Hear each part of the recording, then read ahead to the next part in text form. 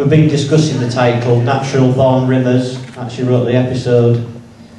You know which episode is Natural Born Rimmers? Follows you. Yeah. So, I'd like to give him a typical Dimension Jump welcome. If I'd like to welcome Paul Alexander.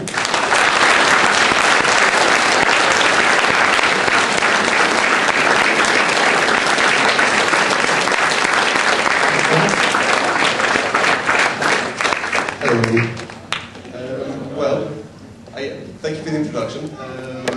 I was writer and script editor of some of the episodes, well, script edited all the episodes and wrote some of the episodes on series 7 and 8. So if you've got any questions about any episodes I wrote, or even any of the ones I didn't write but might have been around, then I'm happy to take them. Yes.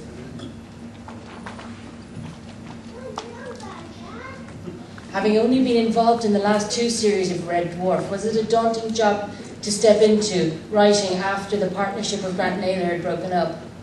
Yes, it was an incredibly daunting. I worked with Doug because he did a series, when they broke up, on a series called 10%, and I'd come in on the second series of that. And the reason, I'm pretty sure the reason I've been hired was because I used the same script writing software that Doug did, and only 2 people in the country used it at that point, which was Doug and me. So, and I was hired on that basis, and I came and I wrote an episode of that, and then I rewrote somebody else's episode. And so I kind of proved that I could do sort of script editing type work by rewriting somebody else's episode. And then after that, he asked me would I come into Shepperton Studios and talk about sort of series 7. So, and it was incredibly daunting because it was such a huge, obviously it's not, it was such a huge show because of events like this, and I knew it was huge, and I watched it, but I mean, I wasn't I find like you guys, in fact, it was just a single month watch and thought it was really good. And also Rob and Doug were like literally 2 of my favourite writers in the world, because they've done as well as all their stuff on Spitting Image and the stuff they've done with Jessica Carrot, who I was writing for at the time. They did a radio show called Some Cliche that I thought was the funniest thing ever written. So I was kind of really, really daunting to be asked to come in and work on the show. And the one thing that made it slightly easier, actually, in a kind of weird, perverse way, was that Chris was leaving, because I thought, well, you won't be able to compare the shows directly, the shows that I've worked on, because Chris was gone. So you would, although everyone's going to compare the shows anyway, it won't be a direct comparison. So that kind of, in my mind, that was what I told myself would actually make it slightly easier for me. So yeah, incredibly daunting, but also a challenge. I mean, it's as a comedy writer, it's great to work with funny characters and with good, funny actors, and it's always better to be able to work on a good show than a crap show. I've done both, so yeah, so it was good. Yes, over there.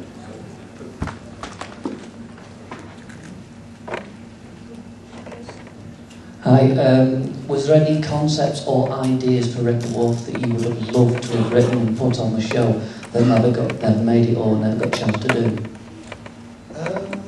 God, that's a really good question. Can I remember back that far? I'm sure there must have been. I mean, the one that I really was keen on doing, that we actually did, was the Epideme one, because that was an idea that I had. But as soon as Doug asked me to do it, I thought I had this idea, and it was part of my stand-up that I'd written for Jessica that he never used. And I liked the idea. I mean, and then the other idea I really liked was the Time one that ended up in Peak, because that was an idea. I started out writing comic strips, and that was an idea I got into a comic strip that I wrote for DC Thompson years and years ago. And it was just a different way of using time. But were there any ideas? I mean, I'd have to go back and look at my notes. There were thousands of ideas that we discussed. We took these meetings with me and Ed and Doug, and we just talked about. And often it was hard finding ideas that hadn't been done on Red Dwarf before, but fitted into the Red Dwarf universe. So I wish I had more preparation for that question, because I'm sure there must have been, but there's nothing that comes off the top of my head. No. I mean, because the other thing was, because it's when you're writing Red Dwarf, it's very, very, although you are using sort of great ideas, it's character-based, you're writing 4 characters. And in my mind, it was always, we've got to get the character stuff right. And so it was characters first and ideas second, from my point of view. Yes, over there.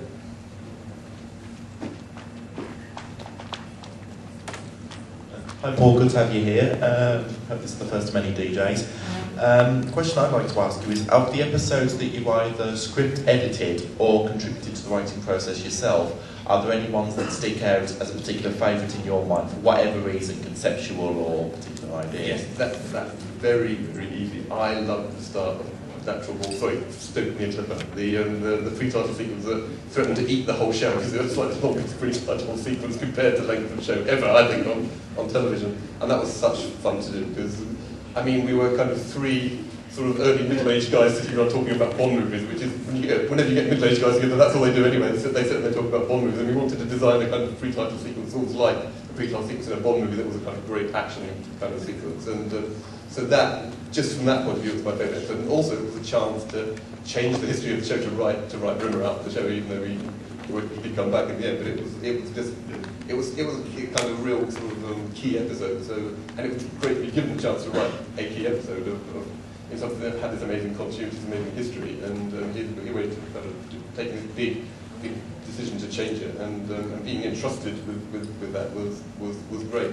And as I said, the other one I really enjoyed writing, although if you've seen the extras on the series 7 disc, I don't think it's a perfect episode, because it was Epideme, but and I think that what I didn't realise about Epideme when I wrote it was I had this really cool idea for the villain.